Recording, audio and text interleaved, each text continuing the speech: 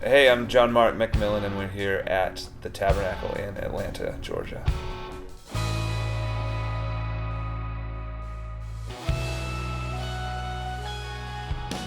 I don't know, I just think it's great that he would choose to introduce us to his audience at this moment in time. And he's been super gracious and is really openly excited about our music and what we're doing. So I think it's an honor that we've been able to be a part of this tour of all tours, that we could have been on.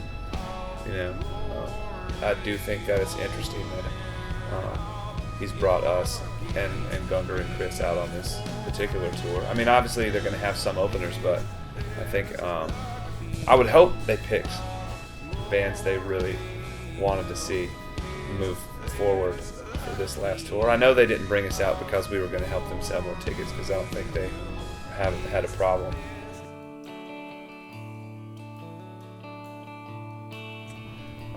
My creative process hasn't changed really because of signing.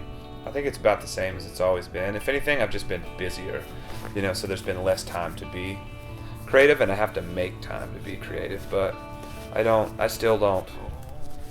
I think technically I have had times when I was required to turn things in, but I just told them I'll turn it in when I have something, and since they want, they could probably get weird about it, but I can't turn something in I don't believe in, and they understand that, so they don't want me to turn in something that I'm not excited about, So I've honestly just kind of ignored it creatively. Like, I don't really think about it. But for the most part, they pretty much let me do what I want to do creatively, and that's why I signed with them. I could have signed with several other companies, but they were the only company who were like, we like what you do, the way you do it, and we don't want to change it. And I was like, okay, well then I can work with you, because at this point I wouldn't work with a company who told me what songs to sing or write, or told me I couldn't do a song. If they didn't like what I was doing already, then they shouldn't have signed me, so so really it's relatively hasn't changed at all. I picked the producer, I picked the band, I picked the songs, and I shared some of that with them. Mm-hmm. But for the most part, anything I wanted to do, I was able to do it.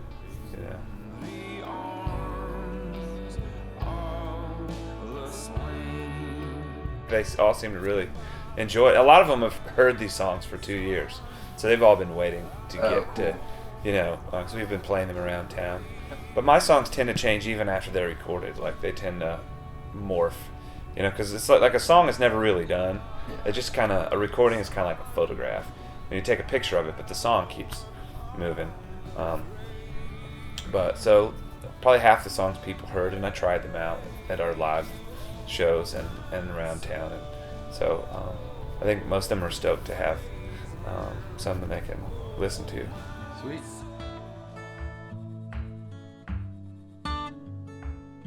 Well, the guy who did all the artwork is one of my best friends, and he lives about a mile from my house. And he did all the artwork, and he and I conceptualized a lot of the bonus material, and he designed all of it. And I had several people in town that I sent lyrics to and different arrangements and things to see what they thought about it, and some of them were like, I don't know. I know there's one song that had 4 different revisions. It's no one in town felt like they could connect with it, and another guy who did our video, which will be out in a couple of weeks. He lives about a mile from me as well. His name is Jacob Lewis, and he directed the video.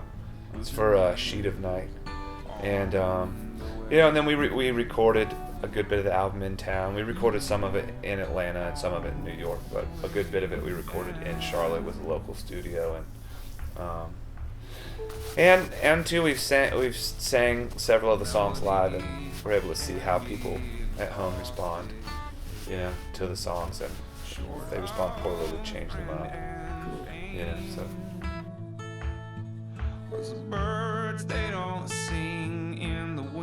I think part of it is sort of, I guess, becoming a grown-up and dealing with grown-up problems.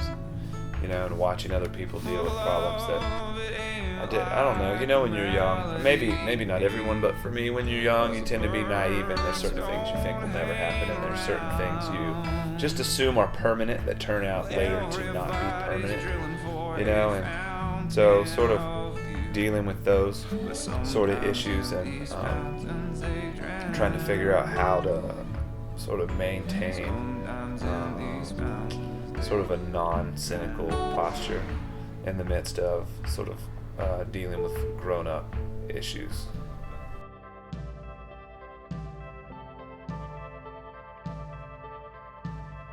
Especially musically, it's hard because you'll read a really negative review, like a terrible review, and you'll get kind of bummed, and then you'll go look at what they gave good reviews for, and then you'll be like, I'm glad this person hates my music, because the music they like is, you know what I mean? I'm like, thank God these people hate what I do. But it is hard because people say really mean stuff when they don't like something. It's like, I guess they just assume that there's not a person on the other end. You know what I mean? So it's always difficult when people don't like something you spend a year working on.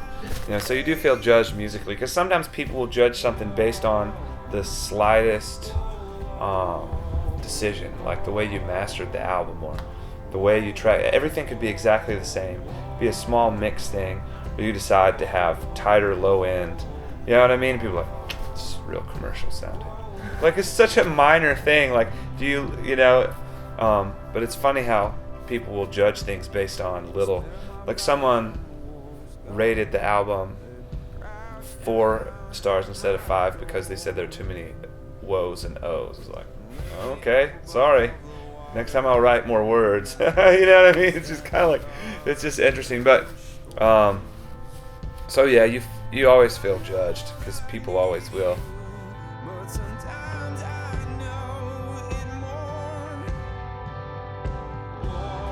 Theologically, yeah, you feel judged, but the problem with that is everybody is the same kind of thing. It's like so many people disagree about so many theological issues, and I feel like even though I guess theology works its way into the music, that's not sort of the focus of the song. To me, the song is first an emotional expression, and hopefully it's an emotional expression at times about issues that could also be considered theological, but for me, like, my ultimate goal isn't to be theologically correct, it's to express a pure emotional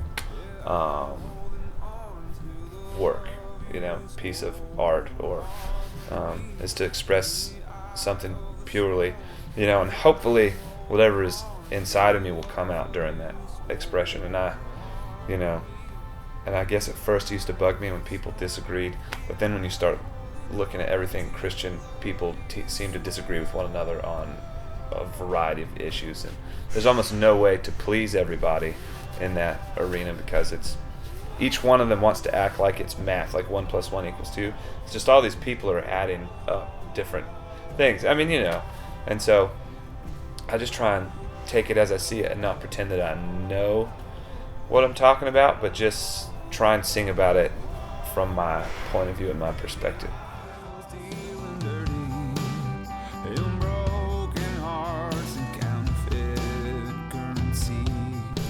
I'm learning about how much I like the people in my hometown where I'm from, and how much, maybe it's not that I'm learning as much as just that I'm gone so much, and I see, on Twitter and Facebook all the cool stuff that's going on back home, and I'm like, I really wish I could be there to hang and be a part of it, because this life is exciting.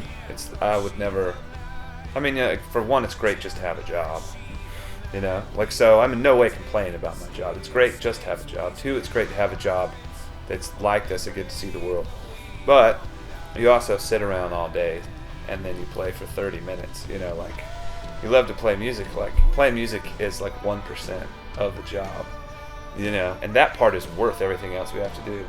But sometimes when you're sitting around looking at what people are doing back home, you kind of like, I wish I could just hang and talk and catch up and be a part of what's going on. So I guess I just appreciate my family and my community of people back home a lot more, and for these dreams and things we want to do, you know. And I'm starting to learn that actually all those things are people. They're relationships, and all these other things are just sort of details. Yeah. You know, but like sort of, I think at the end of the day, our real victories are going to be people, you know, and